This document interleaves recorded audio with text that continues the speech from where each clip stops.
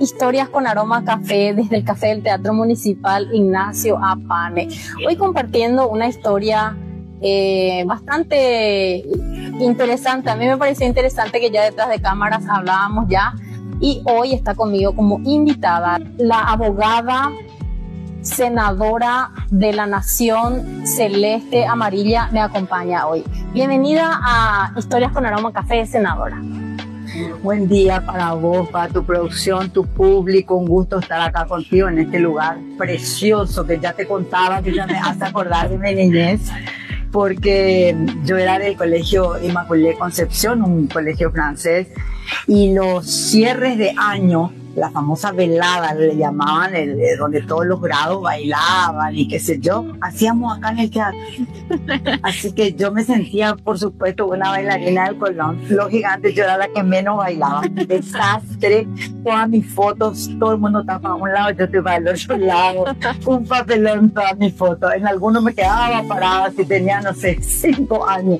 Me quedaba parada con mi pollera, no hacía nada. El sábado para los fotógrafos, bueno, hasta hoy.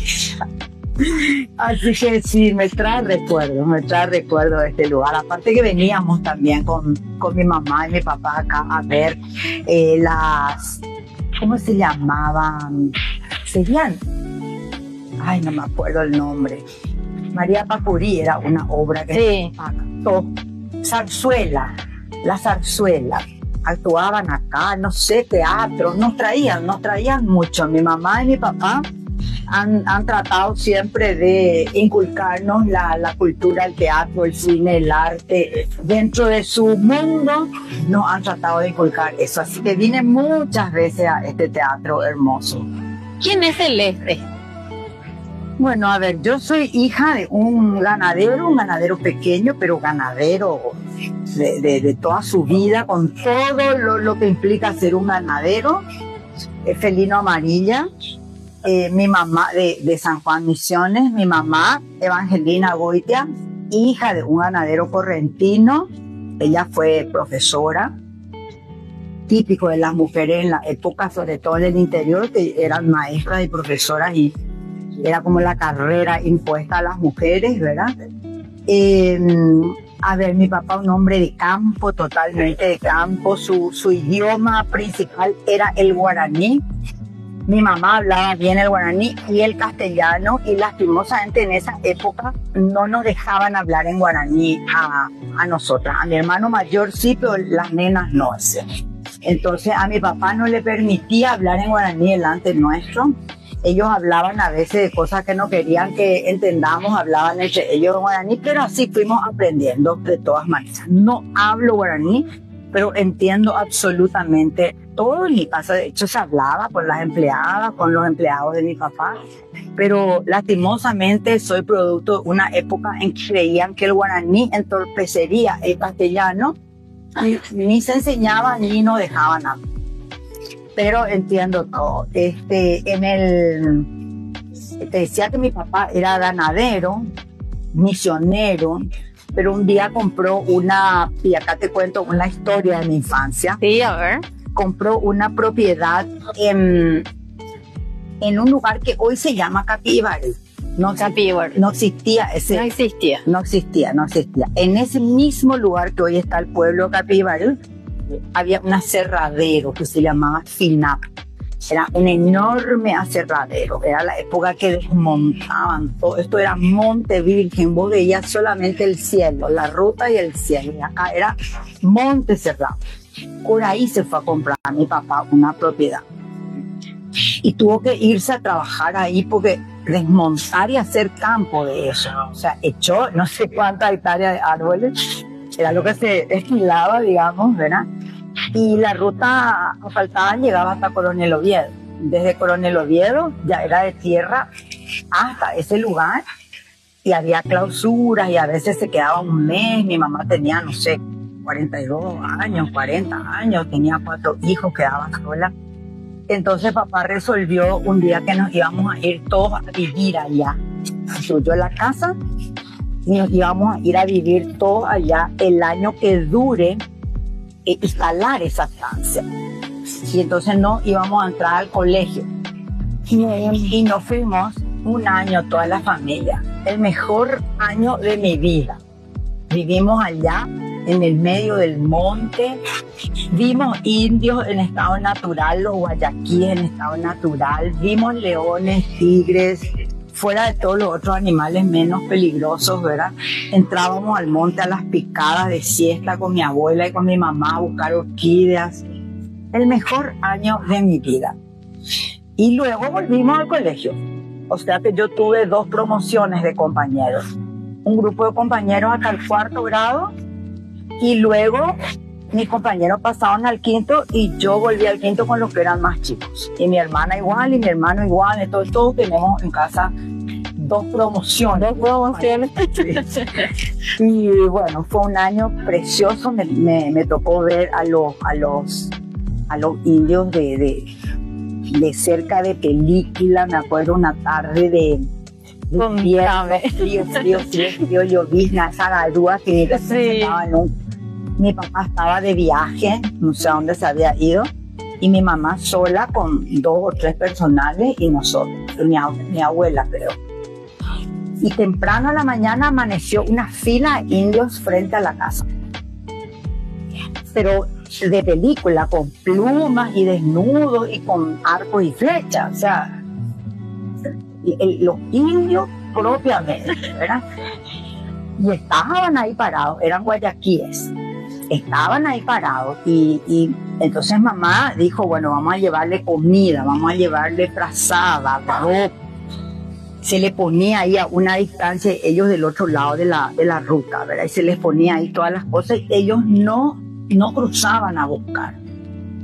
Y así pasó el día, carne, todo le ponían. Y llegó la noche, ¿verdad? Entonces mamá ordenó, no había luz. Mamá ordenó que se hagan fogatas en el patio alrededor de la casa, mi mamá. Y dijo, bueno, nadie va a dormir.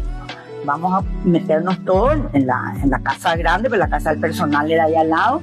Y uno en cada ventana de la casa con un arma. Con un arma. Y se prende el fuego para amanecer. Y nosotros todos en una de las piezas con mi abuela, ¿verdad? Mi mamá también usaba armas. Mi hermano mayor, Felino, que ya tenía como 14, también en otra ventana. Bueno, y un miedo, ¿verdad? Y ahí, cuando empieza a prenderse las fogatas, los indios avanzan a la casa. Y nosotros muertos de miedo, y mi mamá, no disparen, esperen, a ver qué hacen. Porque ya el personal le quería disparar. De película, te juro que es de película. ¿Y sabes qué buscaban los indios? El fuego. Había sido que ellos tenían un fuego eterno, te voy a decir, que no se apaga nunca. Y tanto había llovido que se les apagó su fuego. Y ellos no sabían prender fuego. ¿Cuántos años tenías ahí? Y yo tenía 8 años. 8 años. Me acuerdo perfecto, lógico, imagínate, un suceso de mi vida. Y cruzaron y llevaron ramas, leñas prendidas y se fueron. Estaban esperando el fuego. No llevaron la frazada, las ropas, porque llevaron algo de comida, ¿verdad?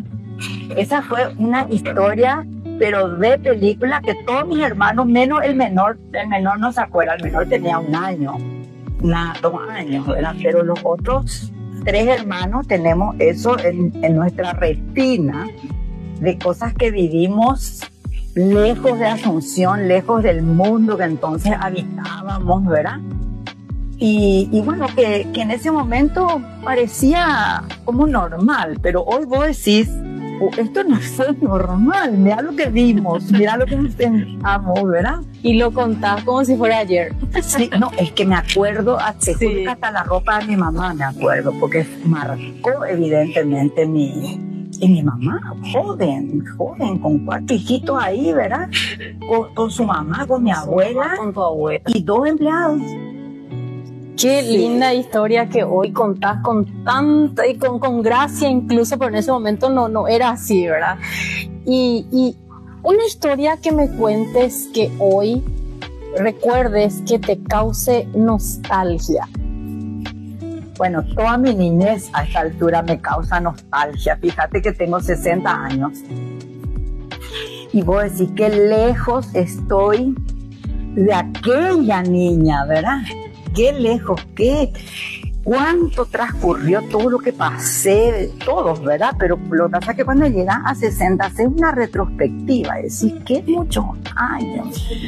Y hoy te puedo decir que soy una Celeste distinta. Hay como 3 vidas en mí, ¿verdad? Hay una vida de toda mi niñez, mi juventud.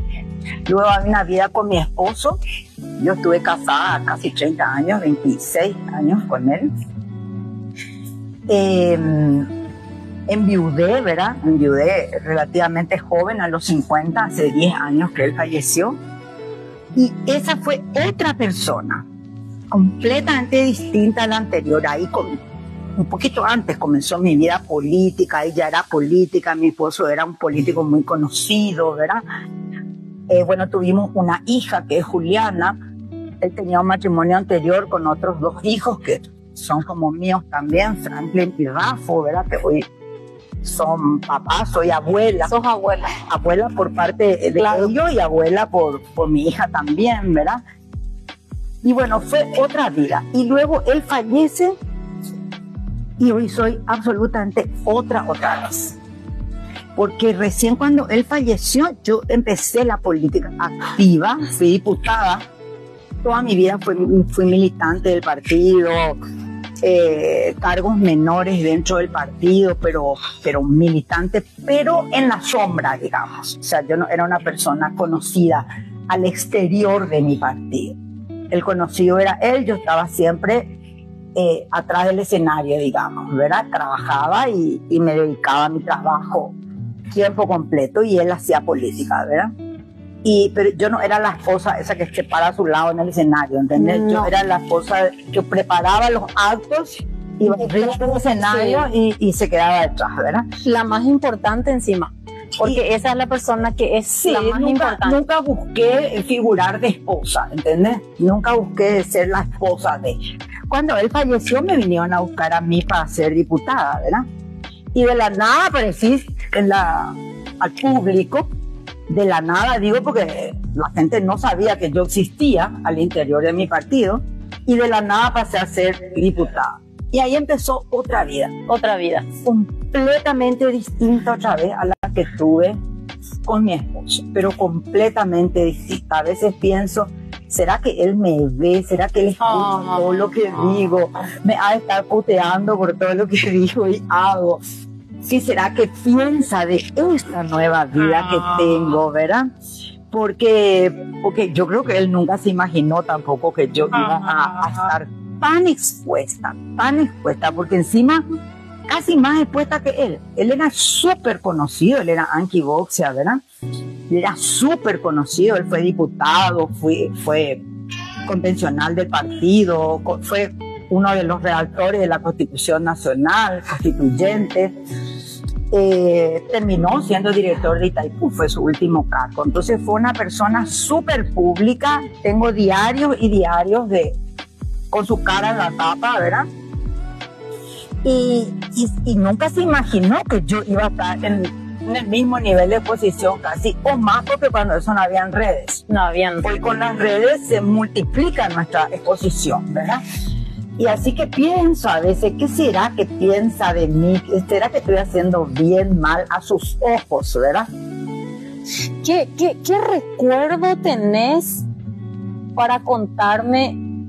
¿Algún recuerdo que quieras contar con él? Ay, muchísimo. Algo de amor. Algo de amor. A ver, también muchos. Mira, lo nuestro fue así, el amor prohibido, porque él era 20 años mayor que yo. Yo tenía 20 años y él tenía 40. Y cuando yo tenía 22 años y él 42, me fui a vivir con él. No había divorcio. Él estaba separado, pero no existía la ley del divorcio, era la época de Stroessner. Entonces, en la época algunos se iban y se casaban en Clorinda, en Foz de Iguazú, pero todo eso no era válido, ¿verdad? Y mi mamá me dijo, no hagas esa payasada y a casarte en ningún lado, yo no soy ninguna tonta, eso no vale, no sé qué. Le digo, bueno, y entonces, ¿qué voy a hacer? Mi mamá quería toda cosa que eso se termine. Mi mamá, mi papá, mis tíos, mis hermanos, todo, era todo el mundo en contra. Y todo era, te va a dejar, este tipo un jodido, tiene 1 millón de pendejas, porque claro, era un tipo separado, churro, solo, hacía una vida atolondrada, digamos, ¿verdad? Y todo el mundo me decía, no, este te va a dejar, no te das cuenta, te está usando, no sé qué. Finalmente duró 26 años el matrimonio, se murió conmigo otra vez. Así que toda esa época prohibida hasta que me fui de mi casa a vivir con él, sin casarme, sin nada. Y después recién vino el golpe ya viví con él, ahí se divorció, había que esperar, salió la ley del divorcio en el 91, ahí se divorció, la ley dice que tenés que esperar otra vez 2 años para casarte, así que me casé con él después de como 6 años, 7 años, recién me casé. Ya con mi hija nacida, ¿verdad? Ahí salió su divorcio, ¿verdad? Pero yo estaba gorda, le dije, no, te voy a adelgazar, lo único que falta es que me case gorda. Sí. Y bueno, así que fue también un romance con historia también. Al final, historia. Duró toda la vida. Dura toda la vida. Y quiero preguntarte, ¿tenés algún momento donde en el silencio, en la quietud, lo recordás y llorás? Sí. Sí, lloré muchísimo. Lloré 3 años por ahí seguido, lloré. Y después así, paré de sufrir, me fui a una doctora porque yo ya no estaba bien, ya evidentemente estaba en una depresión, ¿verdad? Y bueno, ahí me hizo todos los estudios, me medicó, ¿verdad? Y bueno, y ahí pude rehacer mi vida, digamos, laboral, me refiero a eso, ¿verdad? Yo no me volví a casar, nada. Pero ahí recién normalicé mi vida. Sin embargo, sí, claro, lo sigo sintiendo. El otro día no me acordaba su voz. 10 años hace que murió. Y yo decía, pero ¿cómo era? ¿Cómo no me venía su voz? Y busqué en YouTube un video de él. Porque hay miles de discursos políticos, de cosas en YouTube, porque te digo que era el director y tal. Entonces busqué en YouTube un discurso para escuchar tu voz. Sí, es muy duro. Sigue siendo muy duro. Con todo que ya di un paso adelante a él. Ya di un paso. Anímicamente ya di un paso adelante. Que también es muy triste decir, bueno, ahora ya di un paso, ¿verdad? Pero sos joven. Tenés todavía demasiado por delante y te noto una persona muy alegre, irradias una alegría que realmente cuenta sus historias con alegría, con cada etapa de tu vida lo has vivido y como mencionaste hay 3 etapas y esta es la tercera, la mejor, ¿verdad? Y cerrando este encuentro de café, ¿qué tenés para contarle a esa mujer que hoy te ve, que también está pasando por un luto, que está pasando por una pérdida, por un dolor? Celeste, ¿qué le dice hoy a ella? ¿Qué va a pasar? ¿Qué va a pasar? Y que viva ese dolor, porque es lindo también el dolor por el amor de tu vida, ¿verdad? Y el llorar, es bueno el llorar. Siempre que tengo amigas viudas, ¿verdad? Y cuando veo una mujer quedó viuda, pienso, ay, lo que va a sufrir, ay, lo que le espera, ¿verdad? Ay, lo que le espera, la soledad, el despertarte y no está ahí. Y ese día después del entierro que te despertás y decís, ayer se enterró, ¿verdad?